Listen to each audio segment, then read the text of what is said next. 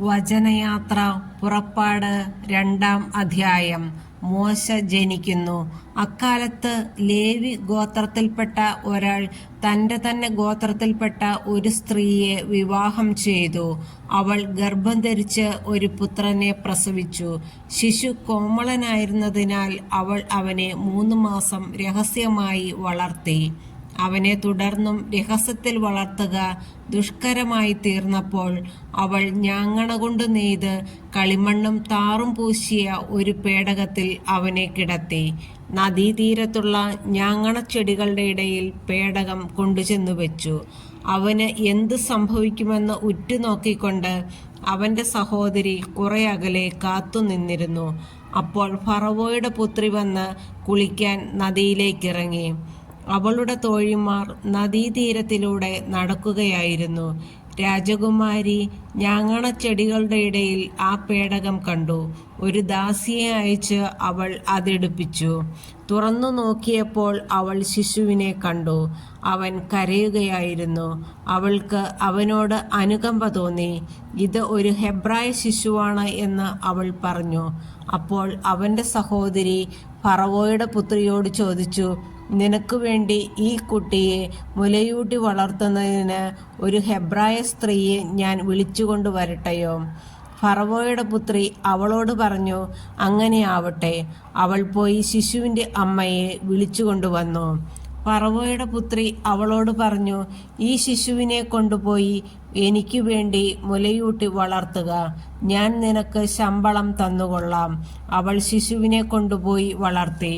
ശിശു വളർന്നപ്പോൾ അവൾ അവനെ ഫറവോയുടെ പുത്രിയുടെ അടുക്കൽ കൊണ്ടുചെന്നു. അവൾ അവനെ പുത്രനായി സ്വീകരിച്ചു. ഞാൻ അവനെ വെള്ളത്തിൽ നിന്നെടുത്തു എന്ന് പറഞ്ഞുകൊണ്ട് അവൾ അവന് മോശ എന്ന് പേരിട്ടു. മോശ ഒളിച്ചോടുന്നു. പ്രായപൂർത്തി ആയതിനു ശേഷം മോശ ഒരിക്കൽ തൻ്റെ സഹോദരരെ സന്ദർശിക്കാൻ പോയി. അവൻ അവരുടെ കഠിനാധ്വാനം നേരിൽ കണ്ടു. തത്സമയം സ്വജനത്തിൽപ്പെട്ട ഒരു ഹെബ്രായനെ ഒരു ഈജിപ്തുകാരൻ പ്രഹരിക്കുന്നത് കണ്ടു. അവൻ ചുറ്റും നോക്കി ആരുമില്ലെന്ന് കണ്ടപ്പോൾ ആ ഈജിപ്തുകാരനെ കൊന്ന് മണലിൽ മറവു ചെയ്തു. അടുത്ത ദിവസം അവൻ ചുറ്റി സഞ്ചരിക്കുമ്പോൾ 2 ഹെബ്രായർ തമ്മിൽ ശണ്ട കൂടുന്നത് കണ്ടു. തെറ്റ് ചെയ്തവനോട് അവൻ ചോദിച്ചു, നീ എന്തിനാണ് കൂട്ടുകാരനെ അടിക്കുന്നത്?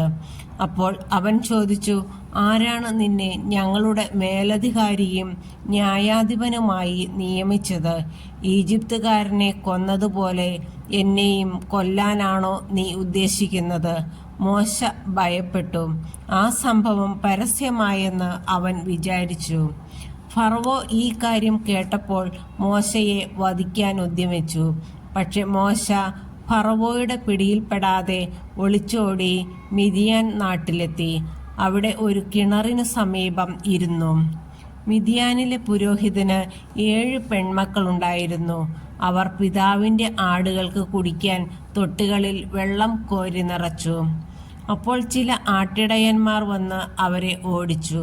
എന്നാൽ മോശ ആ പെൺകുട്ടികളുടെ സഹായത്തിനെത്തുകയും അവരുടെ ആടുകൾക്ക് വെള്ളം കൊടുക്കുകയും ചെയ്തു.